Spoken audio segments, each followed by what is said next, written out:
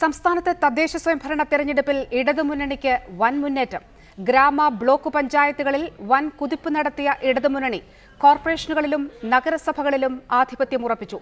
6-ൽ 4 കോർപ്പറേഷനുകളിലും ഇടതുപക്ഷം ഏറ്റവും വലിയ കക്ഷിയായപ്പോൾ കൊച്ചി കോൺഗ്രസ് നിലനിർത്തി. ഇടതു വലതു മുന്നണികൾ ഒപ്പത്തിനൊപ്പമുള്ള കണ്ണൂരിൽ വിമതന്റെ നിലപാട് നിർണായകമാണ്. എല്ലാ മേഖലകളിലും വൻ മുന്നേറ്റമുണ്ടാക്കിയ ബിജെപി കേരള രാഷ്ട്രീയത്തിൽ നിലയുറപ്പിക്കുന്നതിന്റെ സൂചനകളും തെരഞ്ഞെടുപ്പ് നൽകുന്നു. ഗ്രാമ നഗര മേഖലകളിൽ ഒരുപോലെ ആധിപത്യമുറപ്പിച്ചാണ് ഇടതുമുന്നണി 2009 മുതലുള്ള തുടർ തെരഞ്ഞെടുപ്പ് പരാജയങ്ങൾക്ക് അറുതി വരുത്തിയത്. 941 ഗ്രാമപഞ്ചായത്തുകളിൽ 60% ഇടതുപക്ഷത്തിനൊപ്പം നിന്നപ്പോൾ UDFന്റെ നേട്ടം കഴിഞ്ഞ തവണത്തേതിൽ നിന്നും പകുതിയായി കുറഞ്ഞു. 14 പഞ്ചായത്തുകളിൽ BJP അധികാരത്തിലെത്തുകയോ ഏറ്റവും വലിയ ഒറ്റക്കക്ഷിയാവുകയോ ചെയ്തിട്ടുണ്ട്. 152 ബ്ലോക്ക് പഞ്ചായത്തുകളിൽ 90 എണ്ണം LDFനൊപ്പവും 61 എണ്ണം UDFനൊപ്പവും നിലയുറപ്പിച്ചു.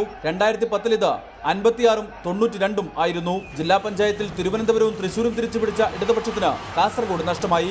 കാസർഗോഡ് ആർക്കും ഭൂരിപക്ഷമില്ലെങ്കിലും UDFനാണ് മുൻതൂക്കം. ഇതോടെ ജില്ലാ പഞ്ചായത്തിലെ നില 7-7 എന്ന നിലയിലെത്തി. കാസർഗോഡ് 2ഉം തിരുവനന്തപുരത്ത് 1ഉം ജില്ലാ പഞ്ചായത്ത് വാർഡുകളിൽ BJP വിജയം നേടിയിട്ടുണ്ട്. നഗരമേഖലകളിൽ നേട്ടമുണ്ടാക്കാനായത് ഇടതുമുന്നണിയുടെ വിജയത്തിന്റെ മാറ്റുകൂട്ടി. 86 മുനിസിപ്പാലിറ്റികളിൽ 43 എണ്ണത്തിൽ ഇടതുമുന്നണി വിജയിച്ചു. 41 എണ്ണത്തിലാണ് UDF വിജയിച്ചത്. പാലക്കാട് BJP ഏറ്റവും വലിയ ഒറ്റക്കക്ഷിയായി. കഴിഞ്ഞ തവണ 59 മുനിസിപ്പാലിറ്റികളിൽ 38 എണ്ണവും UDFനൊപ്പമായിരുന്നു നിലയുറപ്പിച്ചത്.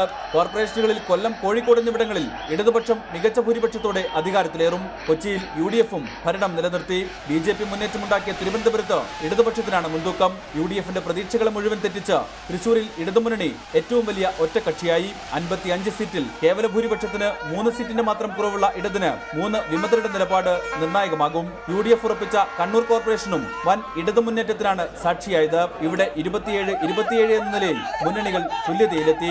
ഇവിടെ വിജയിച്ച കോൺഗ്രസ് വിമതൻ PK രാഗേഷിന്റെ നിലപാടിനെ ആശ്രയിച്ചാകും നഗരഭരണം ആർക്കെന്നതിൽ തീരുമാനമുണ്ടാവുക.